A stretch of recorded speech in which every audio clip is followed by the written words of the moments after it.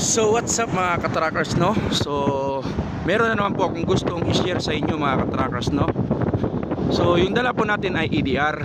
So kung magtataka kayo bakit kumpleto po yung level ng EDR natin, ano, lahat ng palibot ng trailer natin. So dito sa harap meron po tayong UI number na 2586, no? So class 8 po siya, corrosive.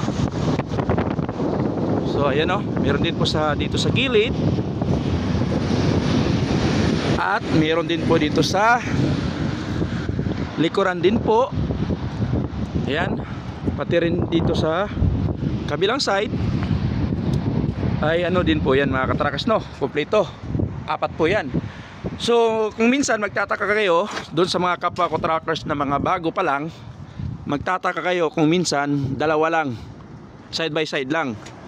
So yun po ay para doon po sa mga by land.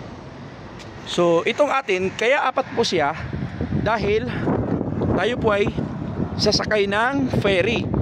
So kailangan nyo rin po ilagay ang orange plate without UA number kapag ka tank container ang dala natin. Pero kapag ka road tank, ang ilalagay po natin dito orange plate with UA number, which is yan yun. So yan yun mga trackers, no? Kapag ka road tank, tapos category sign na lang yung ilalagay natin, corrosive.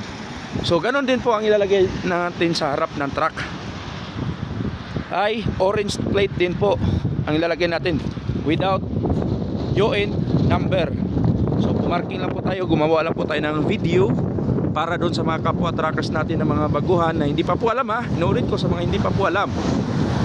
So doon na naman sa mga kapwa ko trackers, kapag kayo po ay mag-loading, kailangan po dala natin yung registration ng trailer at sa truck, at kailangan picturean nyo na rin po ito. Kapag tinanong kayo kung ano yung tank code, yan po yung L4BN. So yan yun mga trackers, no? So tayo ay nag-rest lang ng 15 minutes.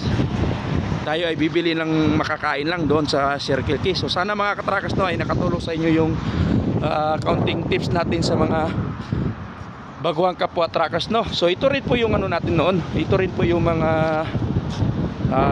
content natin noon, no, mag-share ng knowledge. So ayan mga katrackers, no. So tayo ay nag-reset lang po ng 15 minutes. So hindi po natin sinayang yung 15 minutes para kapag ma-traffic tayo, 30 minutes na lang yung gagamitin natin. So yun po ang diskarte ko, no, mga katrackers, no. Pero kung kabisado nyo naman yung pupuntahan nyo, walang problema, mag 45 minutes kayo. So yun mga katrackers, no, ingat po tayo lagi sa bawat biyahe natin. Sana nakatulong yung tips na to kung paano po tayo maglagay ng mga EDR level. So inulit ko, kapag apat po side by side, apat na sign, yung mga ganyan, yan, yung sign na yan, at saka yung doon sa gilid, left and right, harap at likod, ibig sabihin tayo po ay sasakay ng ferry or train, kaya apat.